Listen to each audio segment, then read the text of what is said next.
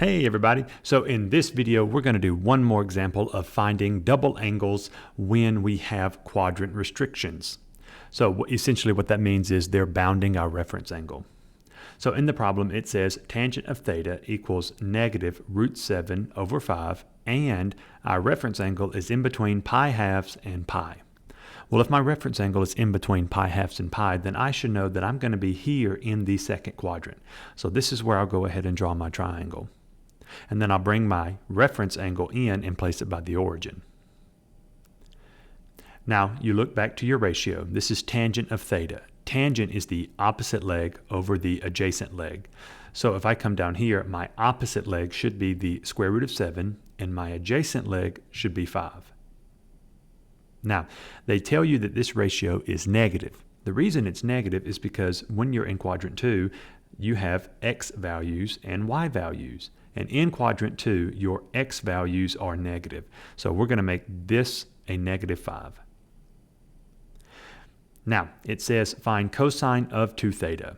So here is our double angle identity for cosine of 2 theta. We have cosine squared minus sine squared. In this particular problem, if we're going to use the ratio for sine, we need the opposite over the hypotenuse.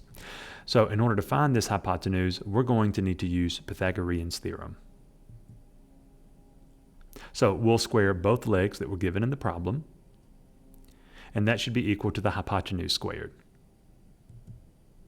So that gives us 25 plus 7 equals x squared. Now to get x by itself, we need to take the square root of each side, which is going to give us 32. So that goes here. So here, cosine squared, remember that cosine is the adjacent over the hypotenuse. So here's my reference angle, my adjacent negative 5 over my hypotenuse of root 32. And then you'll square this fraction. The subtraction sign comes down. And then sine squared is going to be the opposite over the hypotenuse. So that's where the root 7 over the root 32 come from. Now, when you're squaring, you're just multiplying the fraction by itself. So negative 5 squared is the same thing as 5 times 5, which is 25. And then root 32 times root 32 is just 32. Same here. Root 7 over 32 times root 7 over 32 is just 7 over 32. Now that my denominators are the same, I can just subtract my numerators.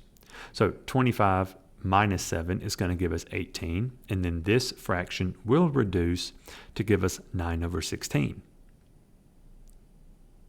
All right, that's going to be it for this video. I hope that you found it helpful. If you have any questions, please make sure you leave them in the comments, and we'll see you all in the next video.